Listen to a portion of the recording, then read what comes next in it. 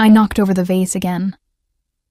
The crash echoed through the marble foyer of the Rossi mansion, water spreading across the gleaming floor in a pattern that looked almost artistic if you squinted and pretended it wasn't my third disaster of the morning. My hands flew to my mouth as the ceramic shards glittered like accusations under the chandelier's unforgiving light. Dio mio, Leah. Grace appeared from the kitchen doorway, dish towel slung over her shoulder, shaking her head with that mix of exasperation and affection I'd come to recognize over 3 years. That's the second Ming vase this month. Technically, it was Qing Dynasty, I corrected, then immediately regretted it. Which doesn't make it better. I know. I'll pay for it. Again. Add it to my tab. Grace laughed, the sound warm despite my catastrophe. My brother doesn't care about the vases, Kara. He cares that you keep trying to dust them while carrying 3 other things. Use 2 hands. Or better yet, focus on one task at a time. Where's the efficiency in that? I grabbed the mop from the utility closet, already calculating how to clean this mess before Marco returned from his morning meeting. I can multitask. I'm excellent at multitask. My phone buzzed. I glanced down to read the text from Henry, my childhood friend who'd recently moved back to the city, and didn't see the shard of porcelain until my knee connected with it. Madonna Santa. Grace rushed over as I hopped on one foot, already knowing the small cut wasn't serious, but also knowing I'd somehow gotten vase water on my other shoe in the process. This is what I mean. You're brilliant, Leah. You organize my brother's entire household, manage his schedule better than his actual assistant, remember every detail of every event, but you do it all while tripping over your own feet. It's a gift, I muttered, examining the minor scrape. Some people have grace. I have momentum. The front door opened with the particular weighted sound that meant Marco had returned earlier than expected. My stomach did that stupid flip it had started doing lately whenever he entered a room, which I firmly ignored, because acknowledging it would be acknowledging something I couldn't afford to acknowledge. Marco Rossi walked in like he owned the space, which he did. But it was more than that. At 33, he carried himself with the kind of certainty that came from building an empire through intelligence and ruthlessness in equal measure. His tailored charcoal suit fit perfectly, his dark hair styled with the precision that marked everything he did. But it was his eyes that always caught me. Dark brown, almost black, observing everything with an intensity that should have been intimidating. It was intimidating. I'd just gotten used to it. What happened? His voice was calm, controlled, the same tone he used when negotiating million-dollar deals or handling threats to his operations. I murdered a vase, I announced, still holding the mop. In my defense, it was standing exactly where I needed to reach, and physics betrayed me. Grace snorted. Marco's expression didn't change, but something flickered in his eyes that might have been amusement. The vase, he said slowly, was a wedding gift from the Calabrian family. 17th century. Worth approximately $40,000. My stomach dropped to my knees. I'll start a payment plan, maybe set up a GoFundMe, appeal to the patron saint of clumsy housekeepers. There is no patron saint of clumsy housekeepers, Marco replied, stepping carefully around the water. And you're not paying for it. But you're also not fired, he continued, cutting off my protest, despite Grace's assurances 3 years ago that you were a hurricane in human form who can't sit still. He glanced at his sister, who had the decency to look slightly guilty.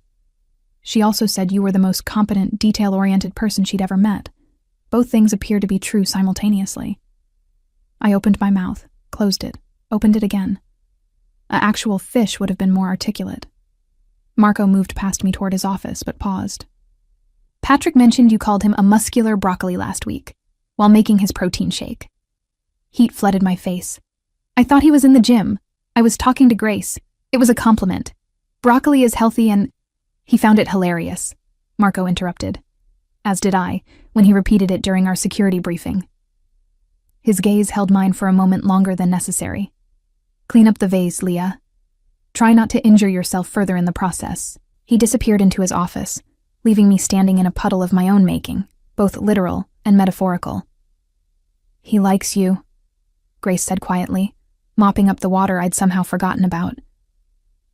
He tolerates me because I keep his life organized. I corrected, bending to collect the larger shards. There's a difference. Is there? Grace's knowing smile made me uncomfortable. You've been here 3 years, Leah. You've seen the others he's hired. The ones who were perfectly professional, impeccably qualified, respectful to the point of fear. None of them lasted 6 months. You insult his security chief, break priceless antiques, and walk around humming show tunes while organizing his life with military precision. And he keeps you. That's because I'm good at my job, I insisted. But my voice sounded uncertain even to my own ears. You're excellent at your job, Grace agreed. But that's not why you're still here. Before I could formulate a response that didn't sound defensive, my phone buzzed again. Henry, confirming plans for Friday. Grace glanced at the screen over my shoulder. Who's Henry? Childhood friend. He moved back to the city last month. We're catching up Friday. I typed a quick confirmation. He offered to drive me to the neighborhood reunion thing. Remember those block parties our old street used to do? You grew up in Little Italy? 3 blocks from where Henry lived. We lost touch when I moved for work, but he looked me up through social media. I pocketed my phone. It'll be nice to see everyone again. Apparently Mrs. Chen still makes those dumplings that could cure any bad day. Grace made a non-committal sound that, in retrospect, should have warned me something was brewing. But I was too busy finishing the cleanup, reorganizing the disaster I'd created, and trying not to think about why my pulse jumped whenever Marco was nearby. The rest of the day proceeded normally, which in the Rossi household meant organized chaos. I coordinated a dinner party for 8, rescheduled 3 meetings, managed to order replacement orchids for the ones I'd overwatered last week, and only tripped twice. Progress. That evening, as I prepared to leave, Marco emerged from his office. Leah. I turned, smoothing my shirt automatically. Yes? The Santoro contract negotiations. You left the updated terms on my desk. With the modifications you wanted, color-coded by priority. The sections requiring immediate attention are marked in red. Yellow for review by end of week. Green for... I know the system. He stepped closer, and I caught the scent of his cologne. Something expensive and subtle that reminded me of cedarwood and confidence. You anticipated the counter-arguments I'd need for Sections 7 and 9. Added supporting data I hadn't requested. You would have needed it eventually, I said, uncertain whether this was praise or criticism. The Santoros always push back on liability clauses. I pulled comparable contracts from similar negotiations to strengthen your position. Marco studied me with that intense focus that made me feel simultaneously seen and scrutinized. You're wasted as household staff, Leah. I'm not wasted. I'm exactly where I caught myself before saying something revealing. I'm good at this. You're extraordinary at this. He leaned against his desk, arms crossed. You notice everything, remember everything, process information faster than most people on my actual business team. Then it's a good thing I work for you, I managed, proud that my voice stayed steady despite my heart attempting to escape my ribcage. Yes, Marco said quietly. It is. The moment stretched, waited with something I didn't want to examine. Then Grace called from the kitchen about tomorrow's menu, and the spell broke. Good night, Mr. Rossi, I said, reverting to formality like armor. Marco, he corrected, as he had been correcting for 3 years. How many times must I tell you? At least once more, apparently. I grabbed my bag, offering a smile that felt more real than I intended. Good night, Marco. His expression softened almost imperceptibly. Good night, Leah. Try not to break anything on your way out. The night is young, I called over my shoulder. Anything could happen. I heard what might have been a laugh as I left, but I didn't look back to confirm it. Friday arrived wrapped in the kind of golden autumn light that made even the city's concrete feel romantic. I finished my morning tasks with unusual efficiency, partly because I was excited about the reunion, partly because Marco had been watching me more than usual all week, and it made my hands even clumsier than normal. You're humming again, Patrick observed, entering the kitchen where I was preparing Marco's afternoon espresso. The security chief, still muscular, still reminiscent of broccoli, grinned at me. Hot date? Childhood friend picking me up for a neighborhood thing, I corrected, measuring the coffee grounds with the precision Marco preferred. Not that my social life is anyone's business, Broccoli Man. You're never going to let that go, are you? Never, I confirmed cheerfully. Own your vegetable identity, Patrick. It suits you. He laughed, but his radio crackled before he could respond. Boss needs you in the study, he said, suddenly professional. Something about the shipping manifests. I delivered Marco's espresso first. Perfect temperature, perfect crema, and found him staring at his computer screen with the particular intensity that meant someone had made an error, and he was deciding how severely to handle it.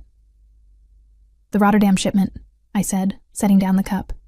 The containers were mislabeled. I already contacted the port authority and our customs broker. It's being corrected now. Should clear by Tuesday. Marco looked up, and something in his expression made my breath catch. You handled it already. 2 hours ago, when I saw the discrepancy in the morning report. You were on the phone with the Calabrians, so I took initiative. I hope that was appropriate. It was more than appropriate. He stood, moving around the desk in that fluid way he had. Leah, you realize most of my actual staff wouldn't have noticed that error until it caused a significant delay? I shrugged, uncomfortable with the praise. I just pay attention. It's not that remarkable. It is to me. His voice dropped lower, more intimate. You've become indispensable. The word hung between us, heavy with implications I couldn't afford to explore. I should finish the library reorganization before Henry arrives. Grace mentioned you wanted the reference section. Henry. Marco's tone shifted, cooling slightly. The childhood friend. Right. He's picking me up at 6. I checked my watch, already calculating how much time I had. The reunion starts at 7, but knowing Mrs. Chen, the food will be ready early, and if we're late, we'll miss the good dumplings. He's driving you. It wasn't a question, but I answered anyway. My car's in the shop. Timing belt. Henry offered when I mentioned it yesterday. He's going to the reunion too. He grew up 2 blocks from my family. I started toward the door, then paused. Did you need something else with the manifests? I can pull the full documentation if... No. Marco's jaw tightened almost imperceptibly. That's all. I left, but the strange tension followed me through the afternoon like a shadow I couldn't shake. At exactly 6 o'clock, a car horn sounded from the circular driveway. Through the window, I saw Henry's familiar grin, his hand waving enthusiastically. He'd aged well, still had that boyish energy that made everyone around him smile, still dressed like he'd grabbed whatever was clean from the laundry basket. I grabbed my jacket and bag, calling goodbye to Grace, and hurried down the front steps. That's when my coordination betrayed me spectacularly. My heel caught on the edge of the stone step. My ankle twisted. And suddenly I was falling forward with the kind of slow-motion clarity that let you know exactly how embarrassing this was going to be. Henry lunged from the driver's seat, catching me around the waist before I could faceplant on the driveway. Still graceful as ever, Leah. Shut up, I laughed, straightening but keeping a hand on his arm for balance. My coordination peaked at age 7 and it's been downhill since. Remember when you tripped during the Easter pageant and took down 3 other angels? I was 8. And those wings were a safety hazard. I was still laughing, still holding his arm, still completely unaware of the figure watching from the study window. Henry released me but kept his hand hovering near my elbow, protective. You okay? Twist anything? Just my dignity, as usual. I tested my ankle. Fine, thankfully. Come on. Mrs. Chen's dumplings wait for no one. As Henry opened the car door for me, I glanced back at the mansion, catching a glimpse of movement in Marco's study. But when I looked again, the window was empty. The reunion was exactly what I needed. Loud, chaotic, full of people who'd known me when I was gap-toothed and couldn't walk 3 steps without tripping. Mrs. Chen's dumplings were as perfect as memory promised. The neighborhood gossip was deliciously petty, and Henry kept me laughing with stories about his new job in graphic design. You seem happy, he observed around 9 o'clock. As we stood near the dessert table. Different than I remember. More. Settled. I like my job, I said, surprising myself with how true it was. My boss is demanding but fair. His sister is wonderful. The work is challenging. I'm good at it. Just good? Henry's eyes held knowing amusement. Leah, you were always brilliant. You just hid it behind the chaos. The chaos isn't hiding anything. The chaos is authentic. I grabbed a cannoli, biting into it with probably too much enthusiasm. I just learned to use it. Turns out being scattered works if you're scattered in all the right directions simultaneously. We stayed until nearly 11, and I was still laughing about something ridiculous when Henry pulled up to the Rossi mansion. The house was mostly dark except for Marco's study. He often worked late, handling business across different time zones. Thanks for tonight, I said, gathering my bag. I needed this. Anytime. We should do it more often. Henry smiled. Maybe next Friday? There's a new Italian place downtown that... Leah. Marco's voice cut through the night, sharp and cold. I turned to find him standing in the doorway, still in his work clothes but with his tie loosened, top button undone. The porch light cast his face in severe shadows, making him look almost dangerous. Mr. Rossi, I said automatically, then caught myself. Marco, you're still up. Who is this? Not a question, a demand. Henry, bless him, had no idea he'd just stepped into something complicated. Henry Mitchell, old friend of Leah's. You must be her boss. She's mentioned how demanding you are. He said it warmly, like it was a compliment. Marco's expression didn't change, but the temperature seemed to drop 10 degrees. How long have you been seeing each other? We're not... I started, but Henry, oblivious to the minefield, jumped in. Just reconnected last month. Can you believe it? Lost touch for 7 years. Then I literally ran into her at the grocery store. Felt like fate. Fate. Marco repeated the word like it tasted wrong. How convenient. Marco, I said carefully, sensing danger I couldn't quite identify. Henry and I are just friends. Childhood friends. He gave me a ride to a neighborhood reunion. That's all. That's all, Marco echoed, his gaze never leaving Henry. You should go, Mr. Mitchell. Leah has work tomorrow, early. The dismissal was absolute. Henry glanced at me, confused but polite enough not to argue. Right. Of course. See you next week, Leah? Maybe, I said, wanting to sound normal but hearing the uncertainty in my voice. I'll text you.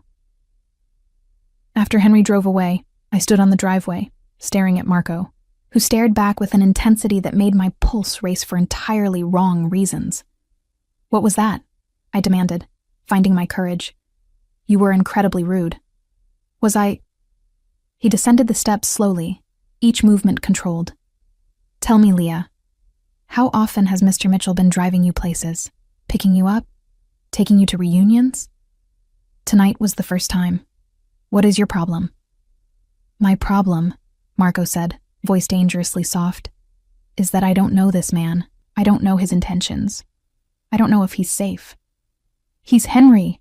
I've known him since I was 6. He's harmless. No man is harmless around you. The words hung in the air between us, loaded with meaning I couldn't process. Marco's jaw clenched like he regretted speaking, but his eyes held mine, unflinching. That's not fair, I said quietly. You don't get to police my friendships. You're my employer, not my keeper. Am I? The question was barely audible. Is that all I am to you, Leah? My heart hammered against my ribs. What else would you be? For a moment I thought he might answer honestly, but then his expression shuddered, walls slamming back into place. Nothing, he said, turning toward the house. Get some rest. Tomorrow's schedule is demanding.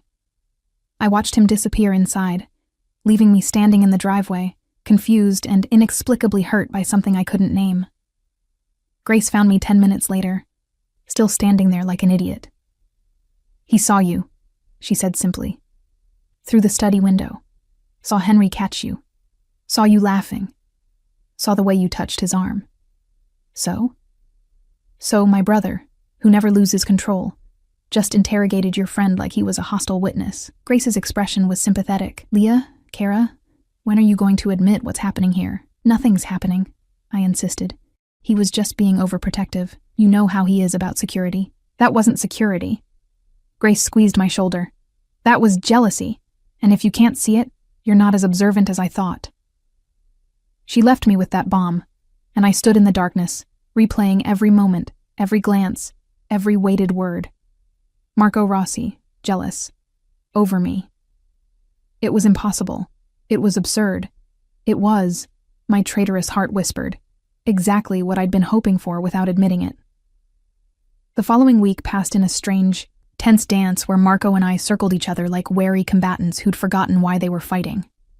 He was colder, more distant, every interaction clipped to pure necessity. I was defiant, deliberately cheerful. If he wanted to be ridiculous about Henry, fine. I'd be aggressively normal about my friendship. Wednesday afternoon, my phone buzzed during lunch preparation. Henry, asking about Friday plans. Before I could think better of it, I answered his call on speaker while chopping vegetables. "Leah, so, that Italian place? Are we on for Friday?" "Absolutely," I said, perhaps too enthusiastically. "What time?" 7:30? I'll pick you up from work again if that's easier." "Perfect. See you then." I hung up and turned to find Marco standing in the kitchen doorway, his expression carved from ice. "Another date," he said flatly. "Another friend outing," I corrected, returning to the vegetables with more force than necessary. "Is there something you need? I'm preparing your lunch. I need you to stop being deliberately obtuse." The knife stilled in my hand. I turned slowly, meeting his gaze with all the frustration I'd been suppressing. "Excuse me?" "You heard me." Marco stepped into the kitchen, and the space suddenly felt too small. "You're seeing him to prove something. I'm seeing him because he's my friend and I enjoy his company. Not everything is about you, Marco. Isn't it?" His voice dropped dangerously low. "You've worked here 3 years, Leah. 3 years without mentioning any friends, any social life, any romantic interests. Then suddenly this man appears, and you're going out twice in 1 week. Maybe I kept my personal life private because my employer made it clear we had a professional relationship." The words burst out before I could stop them. "Maybe I didn't think you'd care what I did on my own time." "You thought I didn't care?"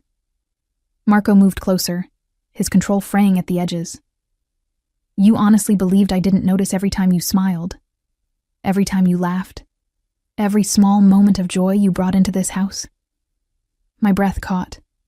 "Marco, I notice everything about you, Leah." His hands clenched at his sides like he was physically restraining himself.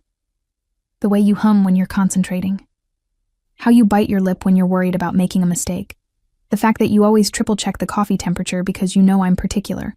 That you can't walk 3 steps without tripping over something, but you remember every detail of contracts you glanced at once. Then why—" my voice cracked. "Why are you only saying this now?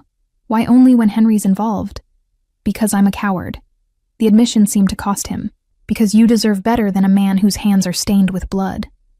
Because I convinced myself professional distance was kindness. And because watching another man catch you, make you laugh, plan dinners with you, it broke something in me I didn't know could break." The kitchen fell silent except for our breathing. "You're jealous," I whispered, finally saying it aloud. "Yes." No hesitation. "Irrationally, completely, frustratingly jealous of a man I've never met, who's done nothing wrong except exist near you." I should have been angry, should have maintained boundaries, should have protected myself. Instead, I said, "Henry's gay, Marco." He blinked. "What?" "Henry's gay. Happily partnered for 3 years with a man named Thomas, who's a pediatric surgeon. He couldn't make the reunion because he was on call." Henry showed me approximately 400 pictures of their cat, Mr. Whiskers, who apparently has Instagram followers. Marco's expression cycled through several emotions too quickly to track. "He's not remotely interested in me romantically. Never has been. We're friends. Actual, platonic, childhood friends who lost touch and reconnected." I crossed my arms, suddenly aware I'd been defending myself against accusations no one had made. "The Italian restaurant? He wants me to meet Thomas officially. It's a double friend date situation where I'll probably be the awkward third wheel talking too much about pasta shapes." "Pasta shapes," Marco repeated faintly. "I have opinions about pasta shapes. It's a whole thing. I was babbling now, nervous energy spilling out. Rigatoni is superior to penne for sauce retention. Fettuccine is objectively better than linguine despite what anyone says. Farfalla is decorative nonsense that... Leah. Marco's voice stopped my ramble. I've been acting like a possessive fool. Yes, I agreed. You have. You interrogated an innocent man, glared at me for a week, and generally behaved like someone with... I stopped, suddenly understanding what Grace had been trying to tell me. Like someone who cares. The words hung between us, fragile and enormous. I do care. Marco's control was completely gone now, raw honesty replacing it.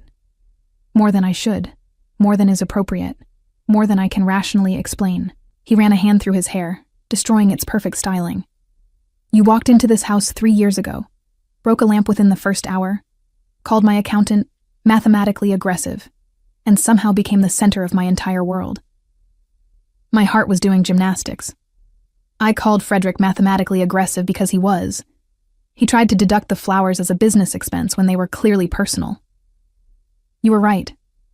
You're always right about these things. You see details everyone else misses. You organize chaos into clarity. You make impossible things possible while tripping over your own feet. Marco stepped closer, and I could feel the heat radiating from him. And somewhere in the last 3 years, I stopped seeing you as staff and started seeing you as you. Brilliant, chaotic, essential you. Marco. My voice came out breathy. This is complicated. I know. You're my employer. I know. There are power dynamics and professional boundaries and... I know all of it, Leah. His hand rose, hovering near my face but not touching, asking permission. Tell me I'm alone in this. Tell me you don't feel it too, and I'll step back. I'll maintain distance. I'll be only your employer. But tell me the truth. I should have lied. Should have protected us both. Should have been smart. Instead, I said, I notice things too, you know, like how you always pour your own coffee when I'm running late so I don't stress about it. How you rescheduled the Calabrian meeting last month because you knew I had a migraine, even though I didn't mention it. How you keep replacing the vases I break with cheaper versions, so I stop panicking about the cost. How you look at me sometimes like I'm something precious instead of something clumsy. His thumb brushed my cheek, the touch sending electricity through my entire nervous system. You are precious, clumsy and precious, chaotic and perfect. I'm going to drop something if you keep saying things like that. Fair warning. Marco laughed, actually laughed, and the sound was worth every broken vase, every awkward moment, every complicated feeling I'd been suppressing. Drop whatever you want, he said. I'll replace it all. But Leah, I need to know. I feel it too, I interrupted, because apparently I couldn't let him finish sentences tonight. I've felt it for months, maybe longer. I just thought. I bit my lip. You're perfect, Marco. Controlled and powerful and successful.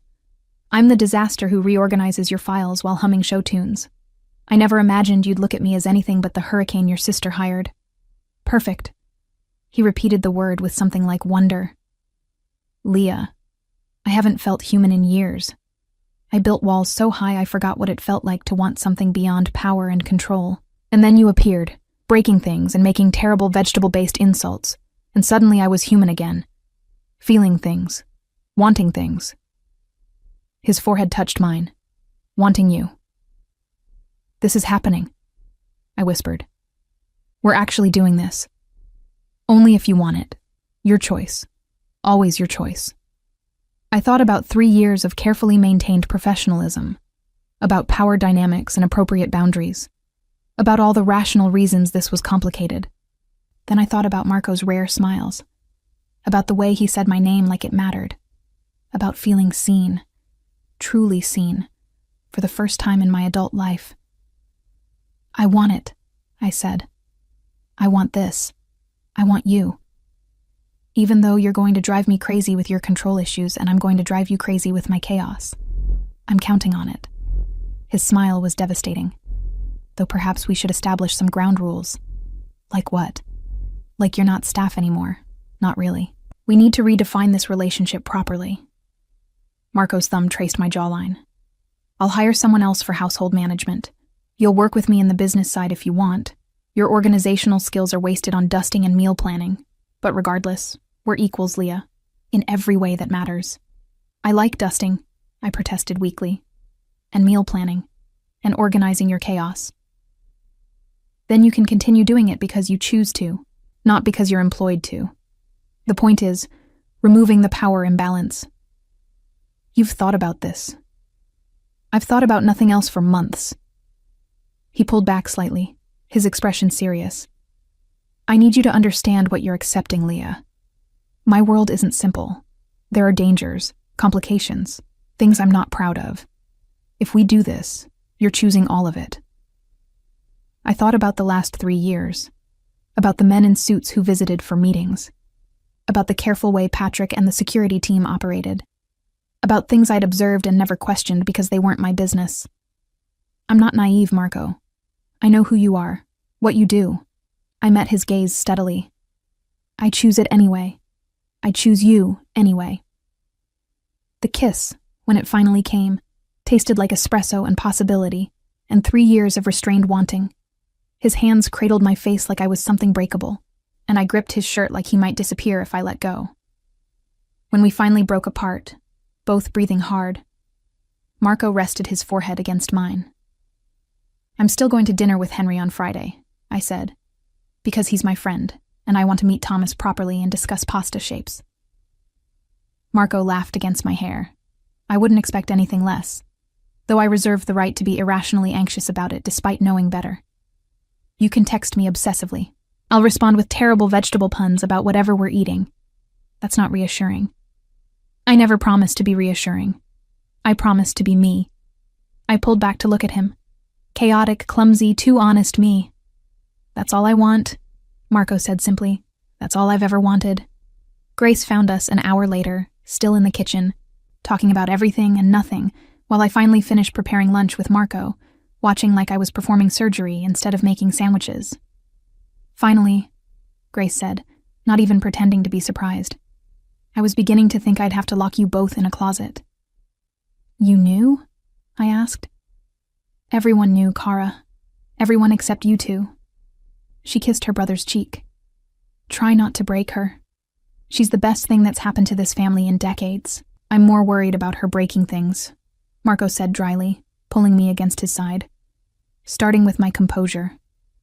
Your composure was already broken, I pointed out. I just helped you notice. And really, that was the truth of it. Marco hadn't changed. I hadn't fixed him. We'd simply stopped pretending we were anything other than what we'd become. Two people who saw each other clearly despite the chaos and control, and chose each other anyway.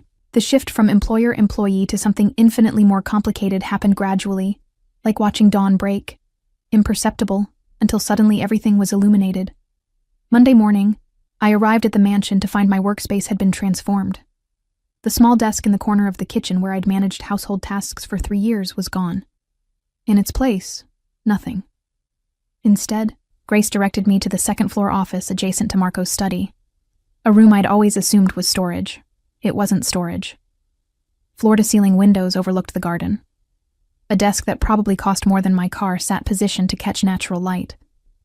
My files, all of them, were already organized on custom shelving. A laptop, far superior to the ancient one I'd been using, sat waiting with my login already configured. Marco had Patrick and the staff move everything overnight, Grace explained, leaning against the doorframe with a knowing smile. He's been planning this for 2 weeks, since before the Henry situation, actually. He was just waiting for the right moment. I ran my fingers over the desk's smooth surface. This is too much. It's appropriate. You're not cleaning and organizing anymore, Leah. You're consulting, managing, actually using that brilliant brain of yours. Grace moved into the room, her expression turning serious. My brother is giving you a real position because you've earned it. Not because you're together now. Those are separate things. Are they? I sank into the ergonomic chair that fit perfectly. Everyone will think. Everyone who matters knows you've been doing this level of work for years, without proper recognition or compensation. She placed a folder on the desk. Your new contract, Salary commensurate with your actual responsibilities. Official title, Director of Operations. You'll oversee household management, but also coordinate with Marco's business managers, handle scheduling across divisions, manage special projects. I opened the folder, and the salary number made me blink. Grace, this is what you're worth. Maybe even less than you're worth. But Marco was trying to be reasonable. She grinned. I told him to double it. He compromised at 1.5 times. I can't accept this. You can, and you will. Because if you don't, I'll be insulted that you think so little of your own value. Grace's tone turned stern. You've been undercharging yourself for 3 years, Kara. No more. Before I could argue further, Marco appeared in the doorway. He'd clearly been waiting for Grace to brief me first, giving me space to process without his overwhelming presence influencing my decision. Leah. He entered slowly, gauging my reaction. If the office isn't suitable, we can... It's perfect. The words came out softer than I intended. It's too perfect. Marco, I don't need all this to do my job. I know you don't need it. That's not why I'm offering it. He leaned against the desk, close enough that I could smell his cologne. For 3 years, you've worked twice as hard as anyone else, solved problems before I knew they existed, and managed impossible situations with grace. This position isn't charity. It's recognition of what you've already been doing without proper acknowledgement. People will say you're giving me special treatment because we're together. Let them. His voice carried absolute certainty. Anyone who's worked with you knows the truth, and anyone who doesn't matter enough to matter. Grace cleared her throat diplomatically. I'm going to check on lunch preparations. You two talk. After she left, Marco remained silent, letting me process. It was one of the things I'd learned about him. He knew when to push and when to simply be present. I'm scared, I admitted finally. What if I mess this up? What if people think I'm only here because of us? What if I prove everyone right by failing spectacularly while tripping over my own feet and breaking something important? Then you'll pick yourself up, fix what you broke, and continue being extraordinary. Marco's hand covered mine on the desk. Leah, you've been afraid of your own competence for as long as I've known you. You hide behind the chaos, the clumsiness, the jokes, the self-deprecation.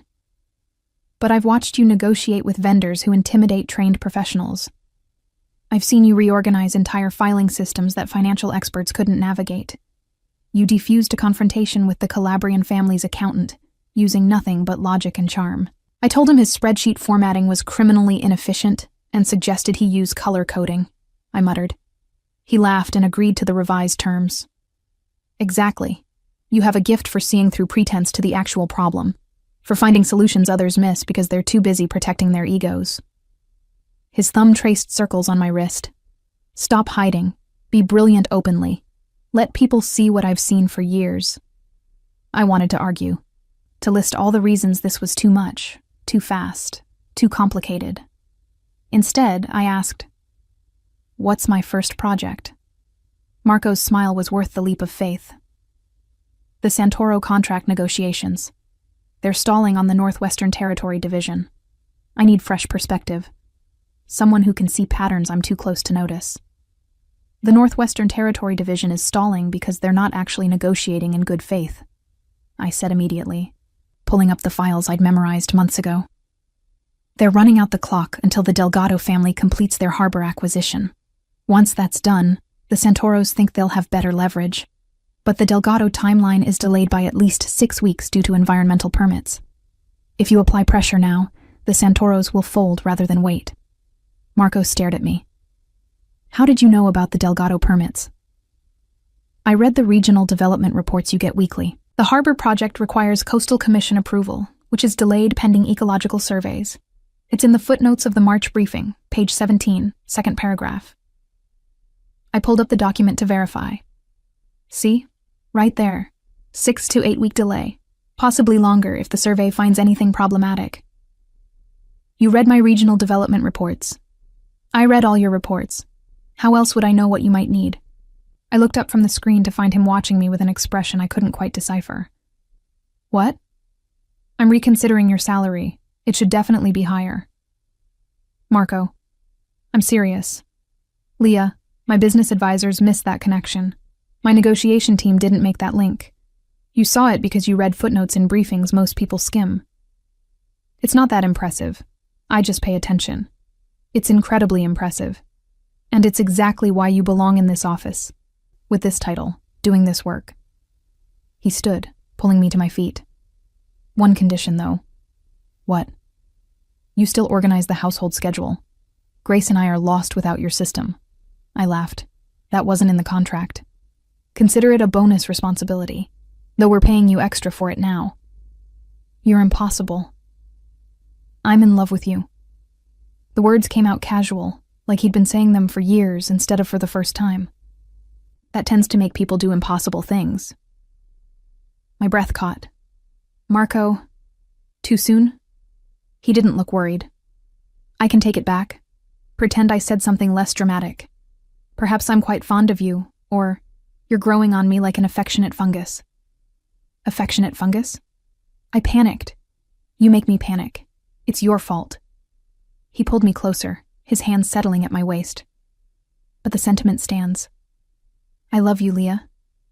Your chaos, your brilliance, your terrible vegetable comparisons, your inability to walk 3 steps without incident. All of it. I should have been terrified, should have questioned the speed of this, the intensity. Instead, I said, I love you too. Even though you're controlling and possessive, and you glowered at Henry like he'd committed a crime. In my defense, I thought he had committed a crime. Against me. By existing near you. That's not how crimes work. It should be. He kissed my forehead, then my nose, then finally my mouth. Fair warning.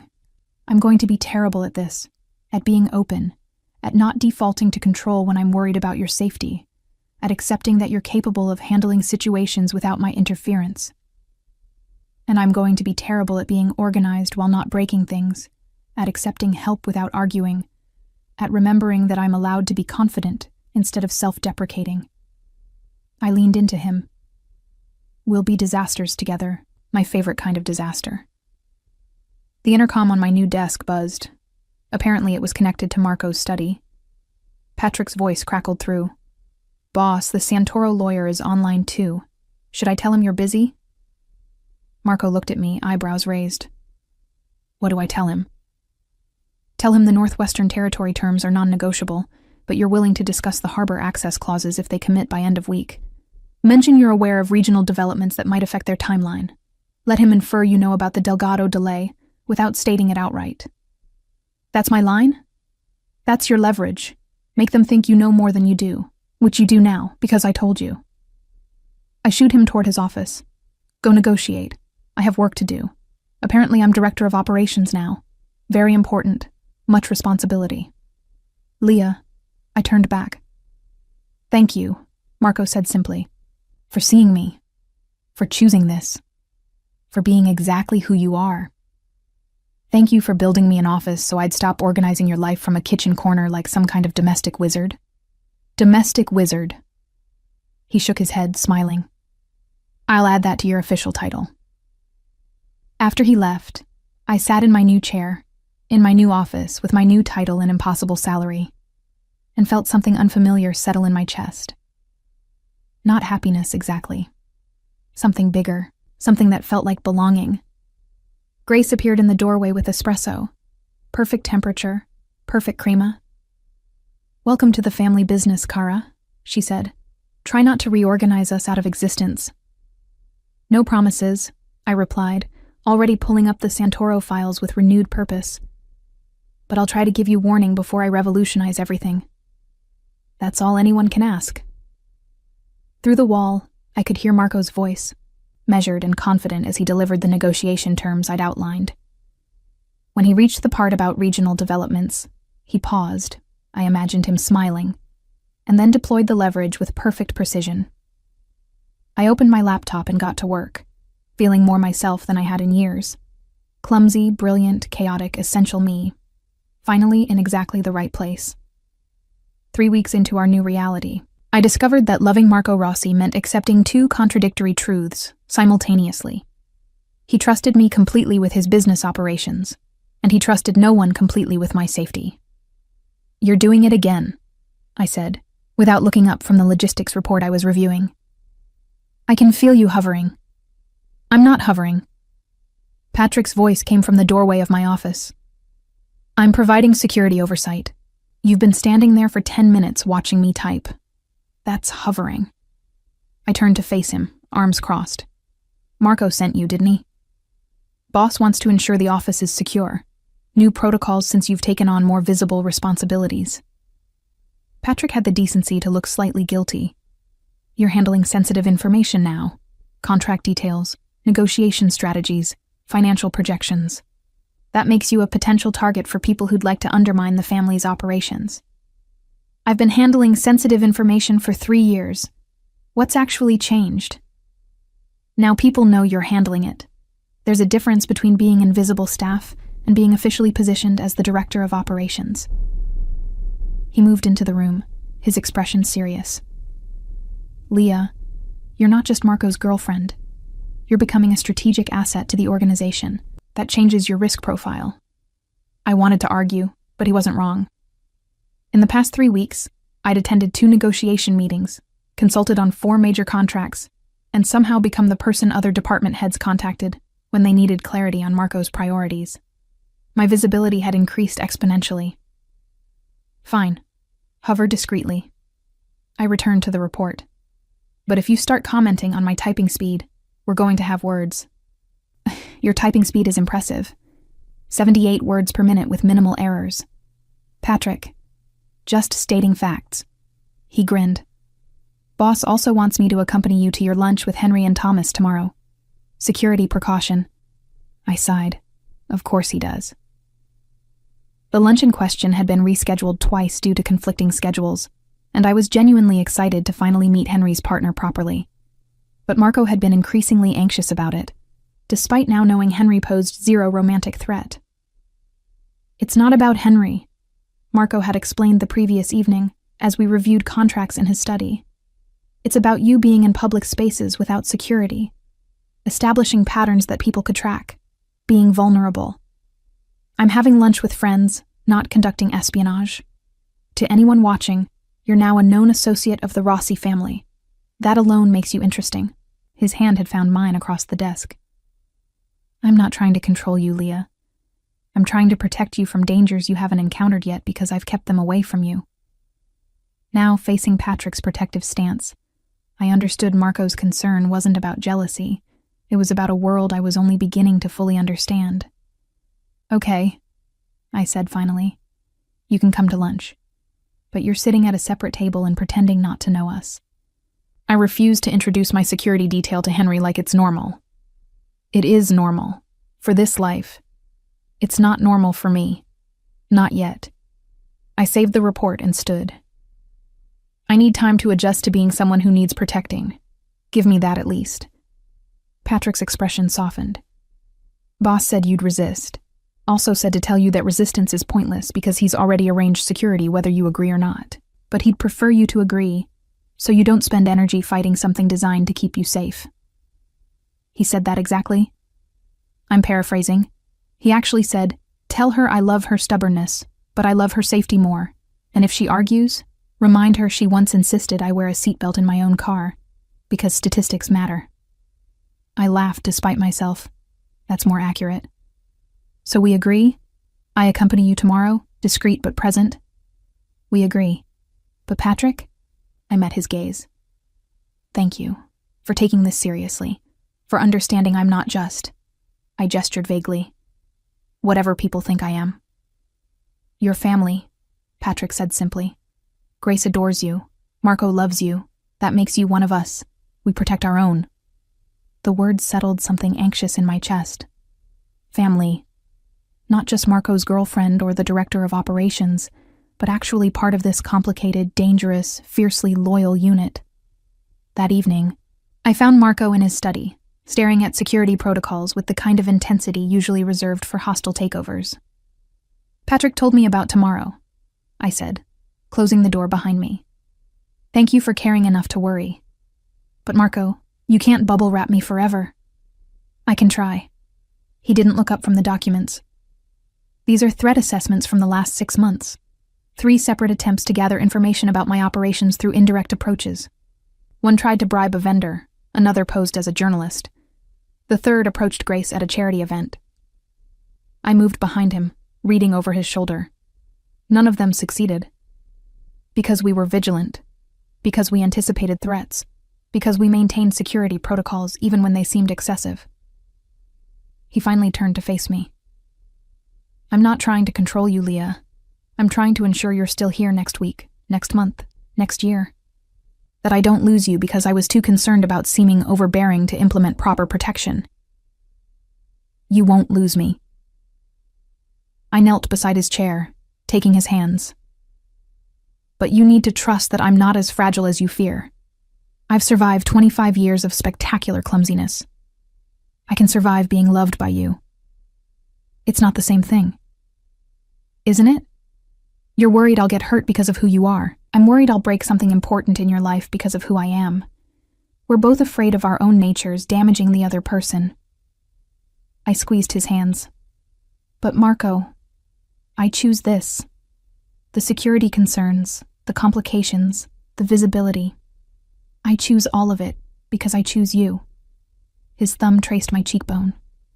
You're more resilient than I give you credit for. And you're more terrified than you admit, which is actually sweet, in a controlling Italian way. Controlling Italian way? He pulled me into his lap with a raised eyebrow. Should I be insulted? You should be aware that your particular brand of protective intensity is very culturally specific. I settled against him, feeling the tension gradually leave his shoulders. Also that I find it simultaneously frustrating and endearing. Simultaneously. I'm complex. I contain multitudes. You should know this about me by now. Marco laughed, the sound vibrating through his chest into mine. I'm learning. Every day, I discover something new about you that I didn't know I needed. Like what? Like how you hum show tunes when you're solving complex problems. Like how you make terrible vegetable puns when you're nervous. Like how you somehow reorganized my entire security protocol filing system by threat level and probability without being asked. And it's actually brilliant. The old system was chaos. Color coding by type instead of severity. Amateur hour. You're perfect, Marco said softly. Perfectly imperfect. Chaos organized into beauty. That's the nicest thing anyone's ever said about my organizational skills. I meant it about you. The organizational skills are secondary. We sat there in comfortable silence, the weight of his arms around me feeling less like control and more like home. Tomorrow, I said eventually, you're going to worry the entire time I'm at lunch. You'll probably text Patrick every 15 minutes for updates. You'll imagine worst-case scenarios that would never actually happen. Accurate assessment.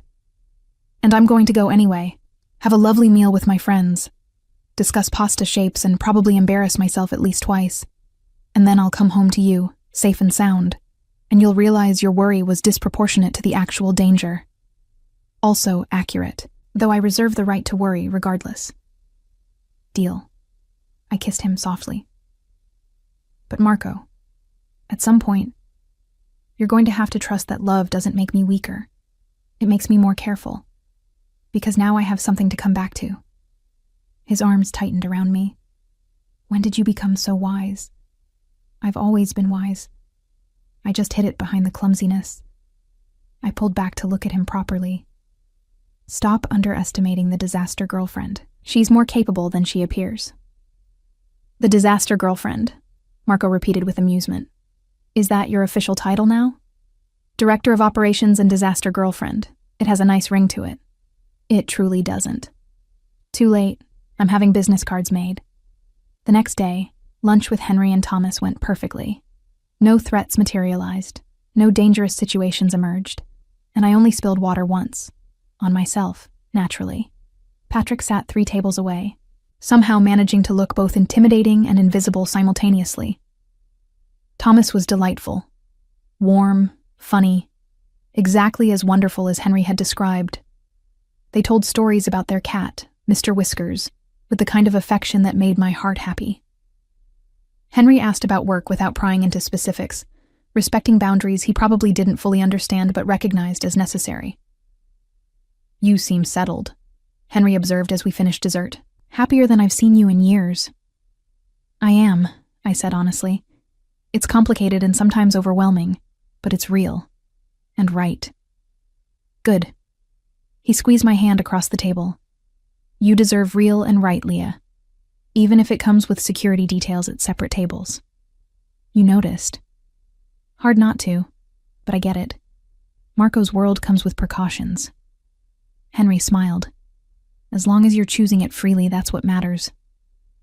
When I returned to the mansion that afternoon, Marco was waiting in my office, pretending to review documents, but clearly just watching for my arrival. "I survived," I announced. "Not even a minor catastrophe. Your worry was entirely unfounded." Patrick sent updates, 6 of them. Marco stood, pulling me into his arms. "I'm working on the overbearing protective instinct. Grace says it might take a decade." "I have time," I said against his chest. "We have time." And in that moment, surrounded by contracts and security protocols, and the evidence of our complicated, beautiful reality, I believed it completely. 2 months into our official relationship, I discovered that love could coexist with frustration in ways I'd never anticipated. "You changed my security clearance," I said, standing in Marco's study doorway with a tablet displaying the new restrictions. "I can't access the Northeastern Division files anymore." Marco didn't look up from his computer. "Temporary measure. Intelligence suggests the Moretti family is probing for information about our operations. Until we determine their angle, I'm limiting access to sensitive regions." Without discussing it with me first. "It's a security decision, not a personal one." "It's both." I moved into the room, setting the tablet on his desk with more force than necessary. "Marco, you promoted me to Director of Operations. You gave me responsibilities, authority, trust, and then you unilaterally revoke access when you decide I need protecting. That's not partnership. That's control." Finally, he looked at me. "The Morettis are dangerous. If they're targeting information and you're compromised, then we address it together. You warn me. We adjust protocols. We make decisions as a team." I crossed my arms. "You can't love me and trust me while simultaneously treating me like a liability that needs managing." "You're not a liability. You're—" He stopped himself, jaw tightening. "I'm what? Too important to risk? Too precious to expose to reality?" My frustration bubbled over. "I understand your world better than you think, Marco. I've watched, listened, connected dots you assumed I'd miss. I know about the shipping routes through Rotterdam that aren't just shipping. I know the real estate acquisitions in the harbor district involve more than property development. I know because I'm not naive, and I'm not blind." The silence stretched between us, heavy with implications. "You know," Marco said quietly, "and you've never said anything. Because knowing and needing to discuss are different things. You protect me from details I don't require. I respect that. But don't protect me so thoroughly that you erase the person you fell in love with. The one who sees clearly, thinks strategically, and handles complex situations without falling apart." Marco stood, moving around the desk. "I'm terrified of losing you. Every decision I make is filtered through that fear. The Morettis, the Calabrians, even minor threats. They all represent possibilities where you get hurt because of me. Then let me help navigate those threats instead of hiding me from them." I softened my tone, seeing the genuine fear beneath his control. "I'm not asking to be involved in the dangerous parts. I'm asking to be treated as someone capable of understanding them. There's a difference." "You're right." The admission seemed to cost him. "I'm overcompensating. Grace told me the same thing last week. Patrick mentioned it yesterday. Apparently I'm suffocating you while thinking I'm protecting you." "You're not suffocating me. You're just hovering, very intensely, in multiple time zones simultaneously." Despite the tension, Marco's mouth quirked. "That's specific. I access the security logs. You've been monitoring my location even when Patrick's with me. That's hovering in stereo, Marco. It's excessive." It's loving you, he countered, but without his earlier defensiveness. But I hear what you're saying. I'll restore your access. I'll include you in security discussions that affect you. I'll trust that the woman who reorganized my entire operation while tripping over furniture can handle knowing about the Moretti situation. Thank you. I moved closer, taking his hands. I'm not asking you to stop worrying.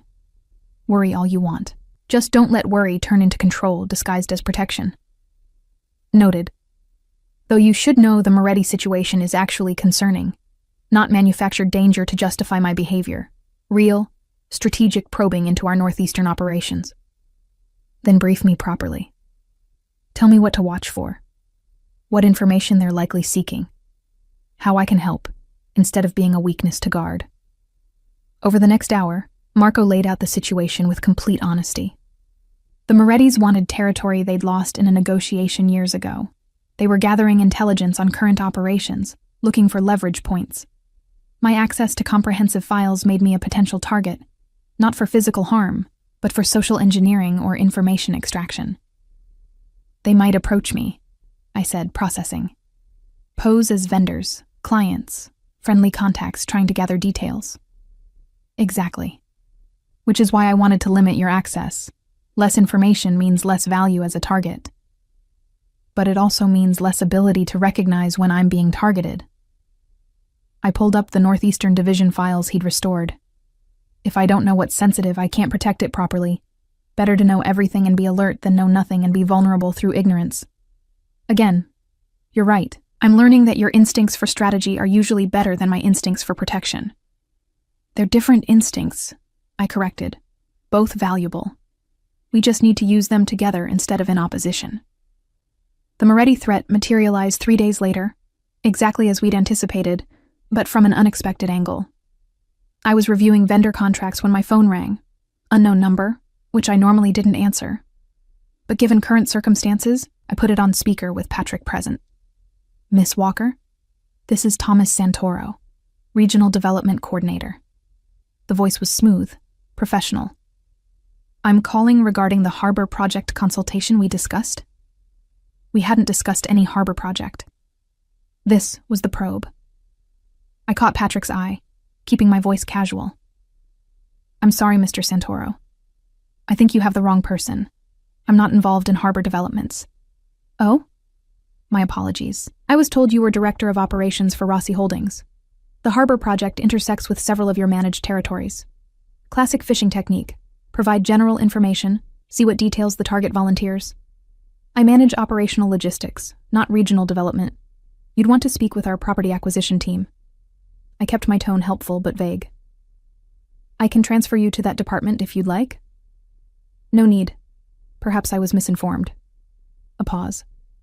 Though if you do happen to review any files related to Northeastern Harbor access, I'd be interested in discussing potential collaboration. The Moretti family is always looking for mutually beneficial arrangements. There it was, the Moretti name, dropped deliberately. I'll keep that in mind if anything relevant crosses my desk, I said pleasantly. Thank you for calling. After disconnecting, Patrick was already texting Marco. That was smooth. Most people would have either volunteered information or gotten defensive. Most people haven't spent 3 years watching Marco negotiate. You learn to recognize fishing expeditions. I documented the call in our security log. They know my name, my title, and that I have file access. What they don't know is whether I'm aware enough to recognize their approach. Now they know you are. That'll change their strategy. Good. Better they approach me carefully than assume I'm an easy target. When Marco arrived home that evening, he pulled me into his study before I could even set down my bag. Patrick briefed me, the Santoro call. His hands framed my face. You handled it perfectly. Better than perfectly. You gave them nothing while appearing helpful. That's advanced tradecraft, Leah. I pay attention. You've taught me well. I leaned into his touch. Still think I need protecting from information? I think you've proven you can handle more than I credited. He kissed my forehead. I'm sorry. For underestimating you. For letting fear make decisions instead of trust. You're learning. We both are. I pulled back to look at him properly. This life we're building, it's not traditional. It's not simple, but it's ours. And I choose it, Marco. All of it. The complications, the dangers, the protective security details. I choose this world because I choose you. Even knowing what it means, the constant vigilance, the calculated risks, the reality that people like the Morettis will always be probing for weaknesses. Especially knowing that. Because those challenges don't change how I feel about you. They're context, not deal breakers. I laced my fingers through his. I'm not naive enough to think love conquers everything, but I'm optimistic enough to believe we can navigate everything together. Marco's expression softened into something vulnerable and hopeful. Together. I like the sound of that. Good, because you're stuck with me now. Chaos, clumsiness, strategic thinking, and all. My favorite combination. 6 months later, I stood in our bedroom. Somewhere along the way, my apartment lease had expired, and I'd simply stayed, neither of us acknowledging the transition until Grace started calling it our place, getting ready for the annual charity gala. The dress was elegant, burgundy silk that Marco had insisted on buying despite my protests. But I'd won the argument about shoes, selecting practical heels I could actually walk in instead of the designer torture devices he'd suggested. You look beautiful, Marco said from the doorway, already dressed in his tuxedo. Though I maintain the Louboutins would have been stunning. The Louboutins would have resulted in me falling down the stairs and creating a scene. These are stunning and functional. I turned, letting him zip the dress. How do I look? Appropriately professional for the director of operations attending her first major social event in official capacity? You look like the woman I love. His hands settled at my waist. But yes, also appropriately professional. Grace will be proud. The gala was everything I'd expected. Wealthy donors, careful politics, the subtle dance of power and influence. But this time, I wasn't serving. I was participating. Marco introduced me without hesitation to business associates, rivals, allies. Not as his girlfriend trying to hide in the background, but as his partner in every sense that mattered. So you're the one who reorganized the Northeastern operations, a silver-haired man said during cocktails. Santoro mentioned you were formidable. Mr. Santoro called me by mistake, I replied smoothly. But I appreciate the compliment nonetheless. The man laughed, understanding the unspoken message. Smart and diplomatic. Rossi chose well. After he moved on, Marco leaned close. You just earned respect from the Calabrian family's financial advisor. That's not easy. I simply told the truth. I am smart and diplomatic. I sipped champagne. Also, your security protocols are showing. Patrick hasn't taken his eyes off me all evening. Can you blame him? You're the most interesting person here. I'm the person who tripped over the red carpet entrance, which you recovered from with grace, immediately made a self-deprecating joke to the photographer, and turned a potential embarrassment into a charming moment. Marco's pride was evident. You're extraordinary, Leah. I wish you saw yourself the way I see you. I'm getting there, slowly, with help from an overprotective Italian with control issues and an inconvenient habit of being right about my capabilities. Inconvenient for whom? For me. Makes it harder to hide behind self-doubt when you keep proving I'm more competent than I pretend.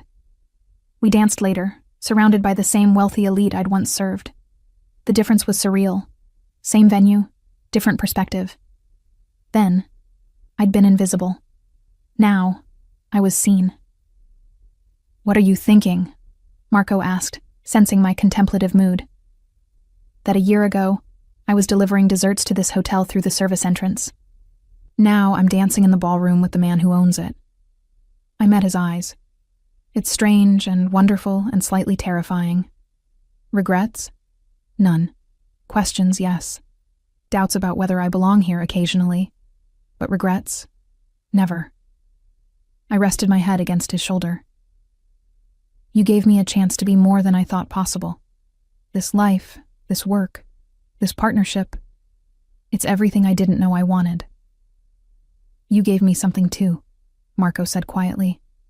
You gave me the courage to be human again, to want things beyond power and control, to believe I could be loved not despite who I am, but including all of it. The song ended, but we remained on the dance floor, swaying gently while other couples moved around us. I love you, I said simply.